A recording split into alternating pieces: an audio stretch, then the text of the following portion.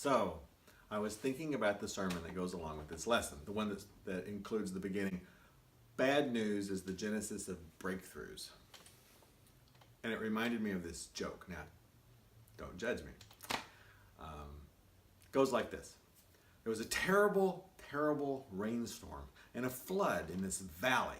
And all the people that were living there, it was terrifying. The wind was blowing, the rains were pouring, things were being torn out of the ground. People were fleeing their houses to their rooftops because of the rising water. And there was this one guy that had climbed out of his house and gotten onto his roof and was praying to God to be saved. And he just had great faith that God would save him.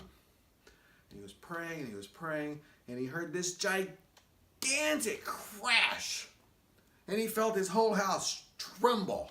And he looked, and there was this huge log. It was like a trunk of a giant tree that had smashed into his house. And it was tearing off a part of the roof. And as it was grinding its way past, it sort of hung there. And the fellow was terrified. And he watched as it very slowly started to move. The floodwaters were pushing it, and it tore off half the roof of his house, and it went off down this new river that was now his neighborhood. And he thought, oh, and he thanked God for that was such a narrow escape. And he prayed and he prayed, and he heard in the distance this little put, put, put motor, and he looked up, and there was this tiny little dinghy of a boat, and it was full of people just packed with their belongings and their animals, and they were coming closer to him, but the motor wasn't very strong, and it got closer, and people yelled, "Come get on the boat with us, swim to us, we will help you, we'll take you to safety." And the fellow said, "No, no, no, you're almost overwhelmed with the water, you're almost sinking, it's not safe. God will save me, no problem." And they went on. And he prayed, and he prayed, and he prayed. The storm got worse. The water was rushing up higher and higher, and he was having a smaller and smaller place to be on his house, on his rooftop. And he was interrupted again praying with the sound of a helicopter. And the helicopter, there was a fellow hanging out with a tiny little rope, bringing it down to him and saying, "Grab the rope!"